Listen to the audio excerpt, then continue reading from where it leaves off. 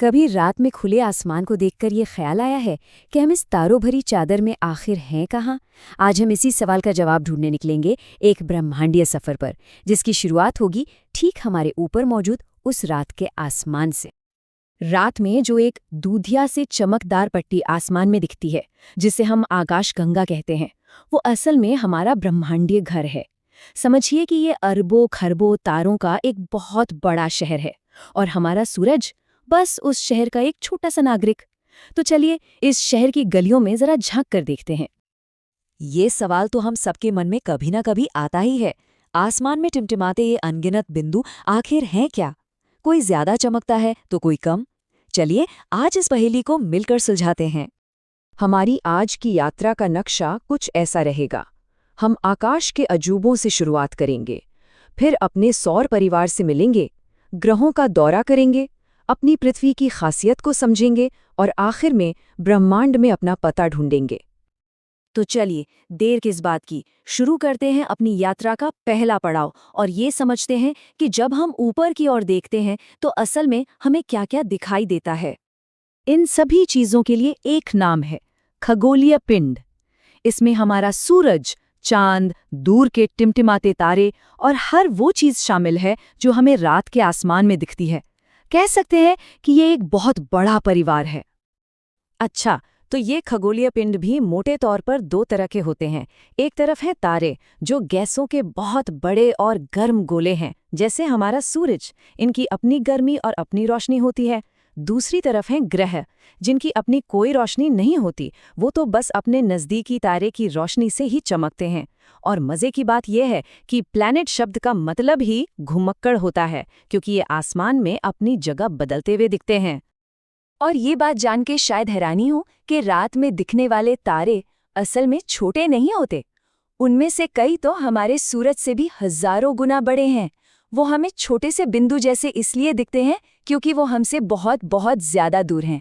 बिल्कुल वैसे ही जैसे एक बड़ा सा हवाई जहाज जब बहुत ऊंचा उड़ रहा होता है तो हमें एक छोटे से खिलौने जैसा ही नजर आता है।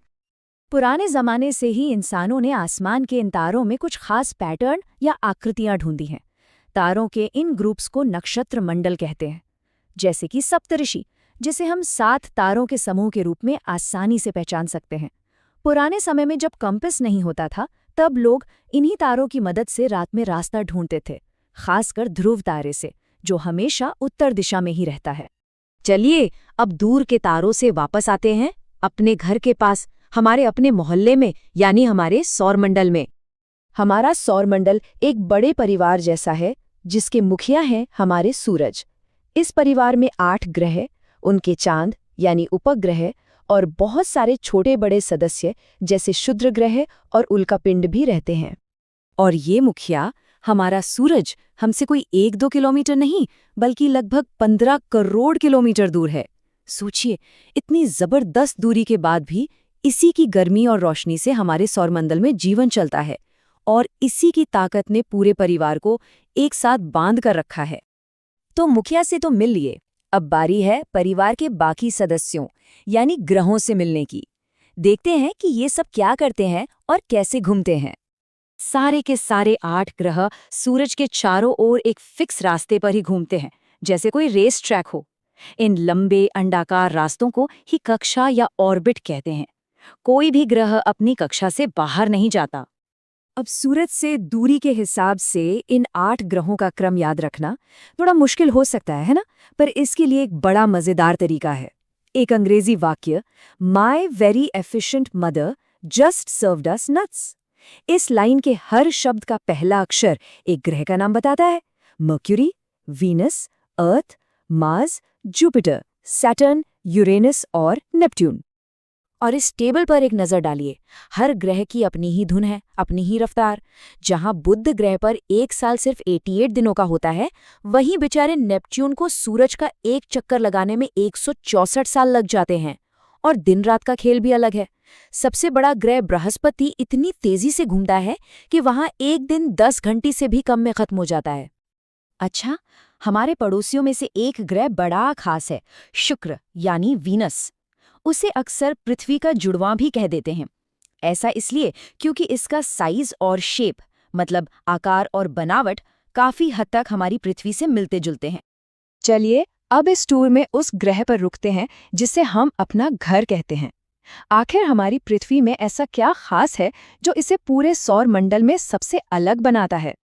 तो पृथ्वी को सौरमंडल का यूनिक ग्रह क्यों कहते हैं? क्योंकि यहाँ वो सब कुछ है जो जिंदगी के लिए जरूरी है। ये सूरज से बिल्कुल सही दूरी पर है, जिससे यहाँ न तो बहुत ज्यादा गर्मी है और न ही बहुत ज्यादा ठंड। यहाँ पानी है और सबसे जरूरी सांस लेने के लिए ऑक्सीजन वाली हवा है। और जब इसे अंतरिक्ष से देखा जाता है तो इसके 2/3 हिस्से पर मौजूद पानी की वजह से ये एक खूबसूरत नीले रंग की गेंद जैसी दिखती है। पर पृथ्वी इस सफर पर अकेली नहीं है। इसका एक साथी भी है, हमारा चंदा मामा यानी चंद्रमा, जो लगातार पृथ्वी का चक्कर लगाता है। लेकिन ग्रहों और चंद्रमाओं के अलावा हमारी सौर मंडल में चट्टानों के छोटे बड़े टुकड़े भी घूम रहे हैं, जिन्हें हम क्षुद्र ग्रह कहते हैं। तो इन दूसरे निवासियों को भी ठीक से समझ लेते हैं। उपग्रह वो होते हैं जो ग्रहों का चक्कर लगाते हैं, जैसे हमारा चांद। क्षुद्र ग्रह यानी एस्ट्रॉइड चट्टानों के बड़े बड़े टुकड़े हैं जो ज्यादातर मंगल और बृहस्पति ग्रह के बीच एक पट्टी में घूमते रहते हैं। और उल्कापिंड यानी मिटियोरॉइड अंतरिक्ष में तैरते हुए और भी छोटे पत्थर हैं। कभी कभी जब ये पृथ्वी के वायुमंडल में आते हैं तो जल उठते हैं और हमें लगता है कि तारा टूट गया। और इसी चांद पर इंसान ने एक ऐसा काम किया जो इतिहास बन गया। 20 जुलाई 1969 को नील आर्मस्ट्रॉन्ग वो पहले इंसान बने जिन्होंने पृथ्वी के अलावा किसी और खगोलीय पिंड पर अपना कदम रखा। वाकई में ये इंसानियत के लिए एक बहुत बड़ी छलांग थी।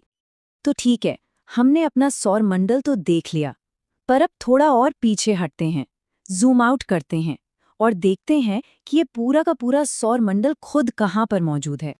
हमारा सूरज, हमारी पृथ्वी, पूरा का पूरा सौर मंडल, ये सब इस विशाल तारों के शहर का बस एक छोटा सा हिस्सा है।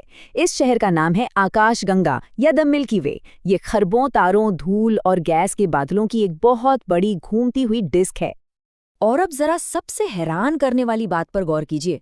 हमारी ये आकाशगंगा ऐसी लाखों करोड़ों आकाशगंगाओं में से सिर्फ एक है जो मिलकर इस अनंत ब्रह्मांड को बनाती हैं। तो इस अनंत विस्तार में हम आखिर हैं कहाँ? ये एक ऐसा सवाल है जो हमें हमेशा छोटा महसूस कराता है और साथ ही कुछ नया खोजने के लिए प्रेरित भी करता रहता है।